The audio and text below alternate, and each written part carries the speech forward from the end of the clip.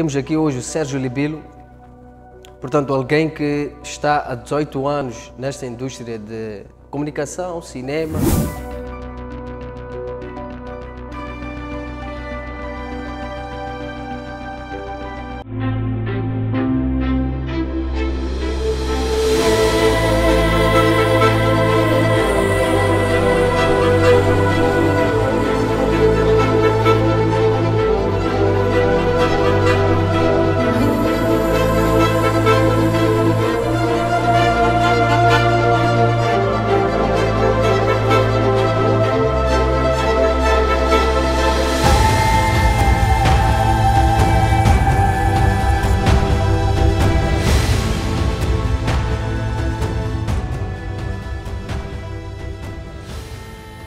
Bem-vindos ao Mastery Talks, o podcast moçambicano que você aprende, agrega valor à tua vida, onde você encontra visitas, convidados com muita informação boa.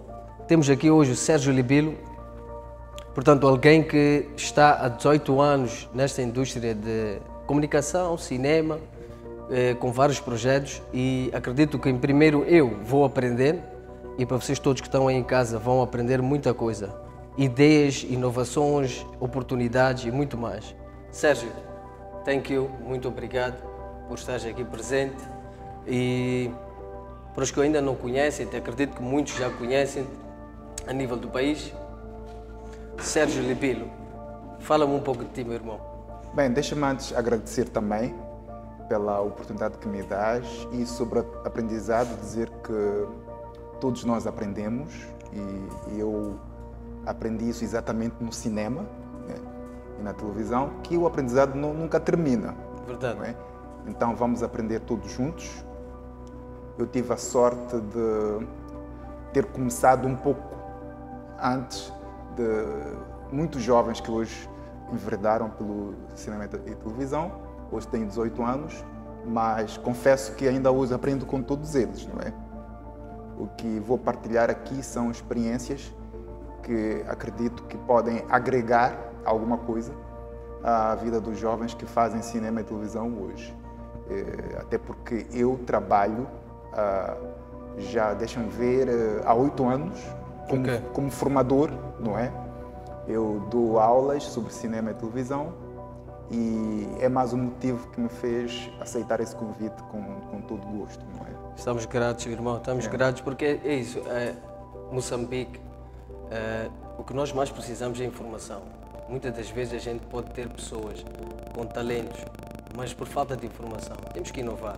Esse é o nosso país. É verdade. Temos que ter uma iniciativa para poder fazer chegar mensagens através de pessoas como tu, que estão há 18 anos. 18 anos é uma vida. E vamos aqui trocar ideias.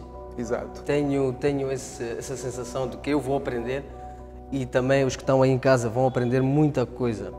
Sérgio, eu vi que tiveste alguns projetos, pronto, já trabalhaste com a Miramar, STV, a Golo, realizaste documentários que pronto, Calei Demais e Gigantes na Rua. Podes falar um pouco desta transação? Como é que foste caminhando neste percurso? Qual foi esta iniciativa? Qual foi essa vontade de querer caminhar nesta indústria de cinema? Ok. Deixa-me antes, eu gosto sempre de colocar a par as pessoas que nos acompanham, se calhar isso torna a conversa um pouco mais interessante e dizer o que é trabalhar em cinema e televisão, primeiro, não é? Em todas as outras áreas, nós temos sempre ali um sistema, um processo, né? Sempre algo científico que torna aquilo válido, não é? Falo na profissão, mas também na arte. Há sempre alguma coisa científica, há sempre procedimentos, metodologias e o cinema e a televisão também prevê este processo. Nós temos 3 fases para quem quiser produzir programas de televisão ou cinema, neste caso filmes. Tem 3 fases importantes, de forma resumida, que é a fase da pesquisa, não é? Como todos os outros processos. Tem a fase da pesquisa, onde a pessoa vai prever custos, vai prever o cronograma, ou seja, quando é que isto começa, quando é que isto termina, e acima de tudo vai prever todos os conteúdos que vão ser abordados, ainda que sejam histórias, não é? Para depois partir para a segunda fase, que é a fase de produção. No nosso caso, seria filmagens, não é? E depois tem a última fase, que eu chamaria a fase de refinamento. Aquilo que vai ser produzido, neste caso, que vai ser filmado, é tudo em bruto, não é? Depois tem uma última fase, que é a pós-produção, que é o refinamento, que é onde depois vai-se colocar o produto para que o telespectador, se for televisão, e espectador, se for cinema, para que eles possam, de facto, consumir. Consumir, sim. Um produto televisivo em casa de alguém é um produto que está a ser consumido. Então, isto é, de facto, um processo válido, científico, que acredito que, antes de nós começarmos a conversa, o telespectador ou o internauta, neste caso, precisava saber. Agora, sobre a minha experiência, acho que é interessante porque tem um pouco a ver com o que eu falei agora. Eu aprendi isto ao longo de 18 anos, porque não fui formado em uma escola, não é? Na época, quando comecei, não existia em Moçambique e eu também não tinha condições de fazer esta... Não haviam recursos para caminhar. Lembro-me que Sim. era, ainda hoje, não há recursos. Sim. A indústria nem está formada. Exato. Mas pelo menos hoje já existem algumas faculdades, não é? Estou a falar do ISAC, não é? Que dá cinema, mas também existem alguns centros de formação cooperativa, como o que eu criei, que é o Estúdio Olhar Artístico, que já formou cerca de 2.500 jovens em 8 anos e promove estágios e emprego. Então, hoje, ainda bem, começamos a ver alguma abertura, não é, nesta área para os jovens. Mas quando comecei não existia. Mas também aproveitei-me deste facto para ter algumas facilidades na questão do emprego, não é? Porque se uma televisão fosse exigente em relação a alguém que vai pedir emprego nessa questão da formação, apresentar um certificado, experiência profissional, seria o cúmulo, já que não existia a formação. Exatamente. Não é?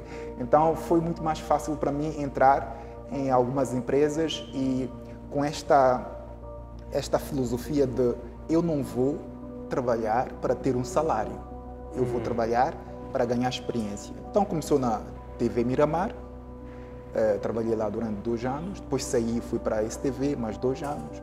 Depois de ter trabalhado durante 4 anos em televisões, decidi partir para produtoras. Há uma diferença muito grande entre trabalhar na televisão e em produtoras. As produtoras, de certa forma, é que produzem os conteúdos para alimentar a televisão. E isto é patente hoje, na era digital. Antes, se calhar, não era notório, sim, mas hoje é notório. E de lá até hoje, nunca mais quis voltar para a televisão. Passei pela agência Gulo, foi a última agência onde eu trabalhei. Mas antes tinha trabalhado para uma agência internacional, que é a Cine Group, onde definitivamente todos os aspectos de produção de conteúdo foi lá onde aprendi, não é? Okay. E, de forma resumida, a minha carreira de 18 anos só posso deixar de ficar desta forma. Vejo aqui que, na altura, fizeste também algum projeto com a hidroelétrica. Sim, isso foi recente, quando decidi empreender, não é? Isto não foi no âmbito dos empregos onde passei, mas foi no âmbito dos meus próprios empreendimentos, como consultor. Já trabalhei para empresas grandes como a International Youth Foundation, que é uma ONG norte-americana, mas também para a HCB, Hidroelétrica de Caurabaça, e muitas outras empresas já enquanto trabalhava como empregado, não é? Pelo que estou a ver, toda a vida, praticamente desde o início, sempre trabalhaste para comunicação, cinema. Sempre. Foi uma paixão tua. Sempre quiseste fazer isso e não viste nada como uma segunda opção.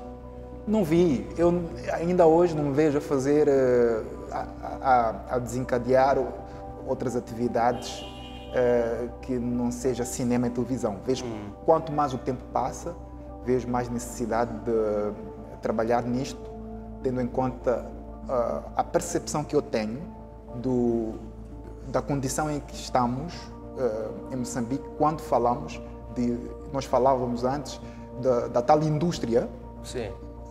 De cinema e televisão, que em Moçambique ainda não existe. Não existindo, se eu largasse esta área, eu se calhar estaria a desertar. Acho que há possível chance de existir uma indústria, não é? Tudo depende de nós, tudo depende da percepção do potencial econômico que esta área pode trazer para o país. Porque nós podemos notar que quando há essa percepção, todas as energias são gastas naquela área. Pode notar a agricultura. É uma área onde, a nível de políticas públicas, a nível de investidores, todas as energias agora estão lá, mas também nos recursos minerais. Então, o problema aqui não está exatamente nas áreas, que podem ser mais atrativas ou não, está na percepção que nós podemos ter para tornar aquela área viável. E cinema e televisão é uma área bastante viável, tendo em conta que nós estamos a falar de cultura, estamos a falar de histórias, okay? Estamos a falar de vivências, que depois a parte técnica, câmaras e até os próprios recursos financeiros não passam de recursos, passa a repetição, não passam de recursos. Então o governo devia dar mais atenção a esta parte. Eu não tenho dúvidas disso. O governo devia ter essa percepção de como essa área é um potencial para agregar à economia aquilo que está a faltar. Essa robustez que se deseja, acredito que é uma área fácil para os jovens para fazerem parte. Os jovens podem fazer parte dessa economia que se deseja através do cinema e televisão, porque é muito mais fácil para eles. Sim. Por exemplo, olhando para a questão dos recursos minerais ou naturais no geral, os jovens, muitos jovens não têm acesso. A formação muito limitado, muito restrito. A formação é bem difícil, distante para a maioria dos jovens moçambicanos.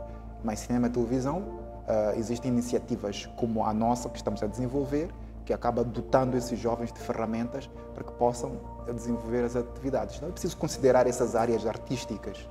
É verdade, temos muitos... Olha, o mundo está a caminhar para digital. A gente está a caminhar... Já caminhou. Já estamos. Temos aqui em Moçambique várias gente, temos aqui comediantes, que eu não vou mencionar o nome aqui, mas eu vejo que Moçambique tem artistas, mas que não têm recursos, não têm ferramentas. Por exemplo, o Sérgio Libeiro, há 18 anos que está a caminhar por este caminho de cinema e comunicação, mas também está-me a dizer aqui que precisamos de apoio do governo. O governo tem que considerar, por exemplo, o fisiculturismo. O fisiculturismo tivemos que ganhar 8 medalhas internacionais para o ministro conseguir achar que é credível apoiar esta plataforma. Mas o cinema, nós já temos artistas, o teatro já vem de anos. É verdade. Temos a comunicação, temos jovens que estão a saber mexer com os vídeos, edições, produções, jornalismo, mas o governo se calhar ainda não percebe que isto tem um potencial para exportar para fora. A gente não está a pedir para exportar isto para os Estados Unidos. Estados Unidos será o byproduct, será a consequência de oportunidade para os talentosos cá, que estão escondidos. Exato. Assim, se nós quisermos falar de indústria, precisamos jamais, nunca esquecer o que acabaste de falar agora, que é essa questão de exportar. Okay? Se nós conseguirmos exportar, já estamos dentro de uma indústria. Ou seja, nós ainda não exportamos nada aqui relacionado ao cinema e televisão. Nada, absolutamente nada. Temos uma na Netflix. Mas tem que ser exportação e fluidez. Tem que haver fluidez. A produção tem que ser de forma regular. Sim. Não é produzir um filme em um ano e esperar 2 anos para produzir outro. Não é assim que se faz, né? Nós temos vários exemplos, como a nível africano, a Nigéria, a África do Sul, são exemplos disso, que a produção é regular. Mas para que isso aconteça, todas as indústrias têm investidores, não é?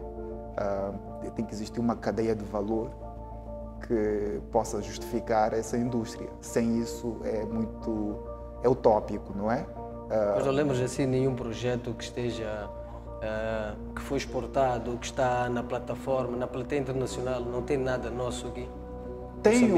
Por exemplo, tem não é o Comboio de Sal Açúcar, mas é o Resgate, do Mickey Fonseca e Pipas Forjais.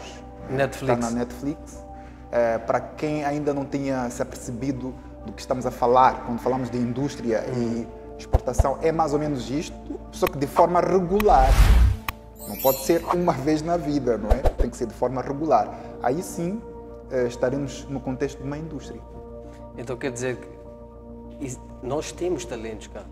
Com certeza. Nós temos aqui talentos, mas só não temos recursos. É isso que estamos a referir. Quais são podes-me dizer 3 recursos. O que é que achas que seriam 3 recursos que haviam de ajudar? Eu acredito que nós somos 30 milhões de moçambicanos. E nós somos, graças a Deus, com muita cultura, muito conhecimento e temos aqui pessoas que podem brilhar fora do continente. Exato. Então, o que é que achas, ou qual seria o suporte? 2 exemplos que podiam ajudar aos nossos moçambicanos jovens que talvez estejam nas suas casas e não têm recursos, não têm iniciativa por falta de, como é que se diz, apoio do governo ou de instituições privadas ou investidores. Ok. Na verdade, essa questão já tem resposta, não é? Porque não dá para inventar. Se nós quisermos avançar de forma, vamos lá, até mesmo científica, teremos de ter, em primeiro lugar, investimento. Certo. Teremos de ter investimento da mesma forma que se investe na agricultura. Eu quero ser claro, dar um exemplo assim muito claro. Sim. Não é? Que não é só investimento em termos de dinheiro, mas também tempo, não é?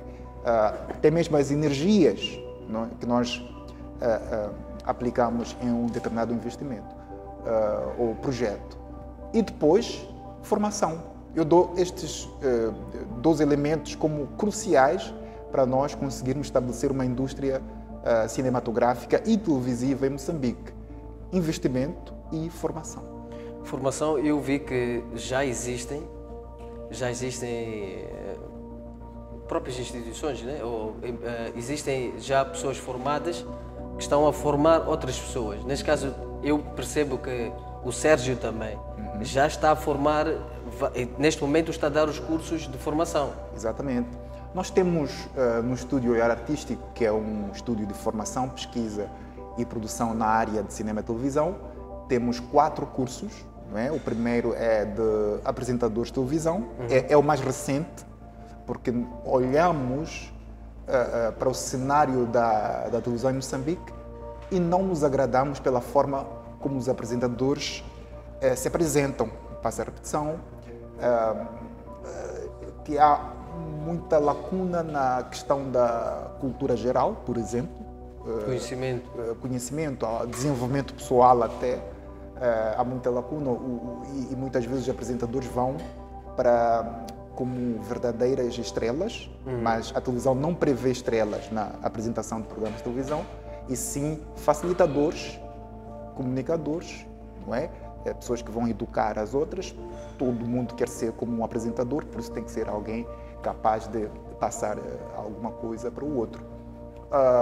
Temos o curso de operador de câmara, temos o curso de editor de vídeo e o último, também que é um curso muito importante, é o curso de produção de conteúdo.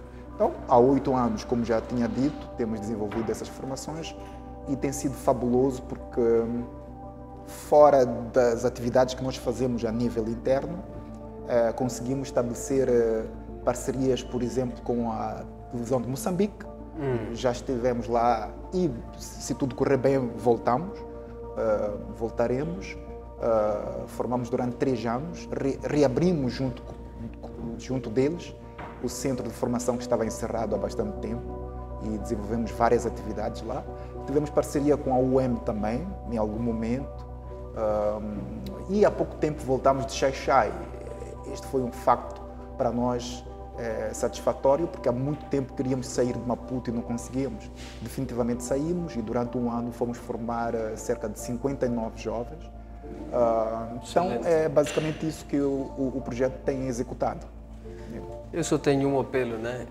Para os que nos ouvem, para os que nos estão a ouvir neste momento. Nós temos talentos, nós de facto temos pessoas que podem nos representar, Estados Unidos, Inglaterra, e eu estive pessoalmente na Inglaterra, na Europa, e vi que eles apreciam a nossa cultura. Eles sabem que a gente tem a capacidade de poder desenvolver mais aquele olhar artístico. Exato. Só que precisamos de nos informar mais. O podcast está aqui por causa disso. O podcast está aqui a trazer pessoas para eu, em primeiro, aprender, porque sempre que eu entrevisto alguém com conhecimento de longa data, eu estou a aprender. E para todos que estão aí em casa, o podcast é isso. Vamos apoiar o nosso podcast moçambicano. Brasil, Angola, Portugal, Nigéria, já avançaram. Vamos aprender, vamos nos focar com a informação que está disponível. E eu acredito que todos vamos poder mudar este Moçambique. Vamos conseguir tirar daqui artistas, grandes atores, grandes comediantes. E é por isso que estamos aqui hoje. O Sérgio vai dar aqui dicas, está a dar dicas. E, Sérgio, só para não consumirmos muito tempo, eu sempre puxo o meu convidado para o lado espiritual. Ok. Eu acredito muito nisto. E não por vias, sem deixar de lado a religião. Nesta tua jornada, tu também já foste um Sérgio em que estavas à frente da televisão, mais novo, e com um sonho, e paixão por cinema. Como é que foi essa tua transição? Qual foi o teu espírito, o teu mindset? Okay. Sem recursos, o Sérgio conseguiu caminhar 18 anos, sem recursos. Temos que ser muito honestos, porque não haviam recursos. Sim. E não há. Sim. Mas o Sérgio conseguiu sobressair com os projetos que fez e participou e que ainda está a apoiar e ajudar o Moçambique. Como é que foi o mindset? Como é que foi o teu estado mental e espiritual? Como é que foi para atrair essas oportunidades e tudo mais? Ok. Deixa-me antes dizer que, de facto, sem uma espiritualidade, as coisas podem ser um pouco mais difíceis e muitas vezes impossíveis. E eu exerci, de facto, a minha mentalidade ao longo destes 18 anos, na medida em que sem uma indústria automaticamente não temos recursos, como bem disseste. Então eu sempre digo que a minha espiritualidade está muito linkada à percepção que eu tenho sobre os conceitos da vida, não é? E nesta questão do trabalho, do profissionalismo, eu tive de perceber o conceito do trabalho, não é? E quando percebi na minha própria maneira de ver e de pensar, isto começou a entrar em choque até com muita gente, não é? Porque, por exemplo, para mim, trabalhar nunca foi para ganhar dinheiro, não é? Paixão, pura paixão. Mas também preciso esclarecer que ninguém trabalha para não ganhar dinheiro. Toda a gente trabalha para ter um salário, para ter um lucro. Entretanto, todas essas questões financeiras, para mim, constituíram-se em uma consequência e não um objetivo. O que eu notei quando comecei a pensar desta forma é que a maioria das pessoas que estavam à volta trabalhavam exatamente colocando o dinheiro como objetivo. Então, o que acontece ou acontecia quando não produz algo de qualidade? Fora essa questão de não produzir algo com qualidade, já que estamos a falar de espiritualidade, essa condição de trabalhar por dinheiro é bastante sufocante. é bastante sufocante para o trabalhador, quando acorda e sai de casa, porque ele é capaz de submeter-se a trabalhos que não têm nada a ver com a sua alma, com aquilo que ele quer. Então, ele sufoca-se todos os dias. E eu pensei, a maior parte do tempo eu passo no trabalho. São 8 horas por dia e quando vou para casa, inclusive, vou e não fico acordado. Eu durmo, vou descansar. Exatamente. Então, a maior parte do tempo eu passo no trabalho. Então, eu não vou em nenhum momento. Isso é um exercício mental que eu estou a fazer, é a minha espiritualidade. Eu não vou em nenhum momento fazer algo que não tenha nada a ver comigo. Eu preciso gostar do trabalho que faço. E, a partir daí, o indivíduo consegue suportar, a palavra é esta, quando tu não tens uma indústria e recursos, só pode suportar. Mas suportar de forma leve, porque tu gostas, tu amas. E foi assim que eu consegui aguentar-me até esses 18 anos que eu tenho. O conceito de trabalho para mim é ativar a comunidade, não é? É produzir de fato e, como consequência, ter o salário. Não é? E não falha, porque está previsto na lei. Não é? Então, eu não posso andar com esse discurso de eu trabalho para sustentar a família, por exemplo, é um conceito que não cabe na minha espiritualidade. Eu não trabalho para sustentar a família. A família é sustentada pelo fato de eu estar a trabalhar. Exatamente. Não é? É assim, eu tenho um ditado que eu li em algum sítio, está-me a fugir a memória agora, é que diz assim: sempre que fores a fazer algo para agregar valor à humanidade, nesse caso estamos aqui a agregar valor ao Moçambique, o que nos põe aqui sentado hoje, neste episódio, é a preocupação pelo Moçambique todo. Exato. Estamos aqui a mostrar a moçambicanidade. Estamos preocupados com os talentos que não estão a sobressair, falta de recursos. O ditado diz assim: se tu fores a fazer algo para agregar valor, ires ou fores a algum sítio dar uma palestra somente para agregar valor ao teu país ou à população ou individual, tu irás ter o dinheiro como consequência.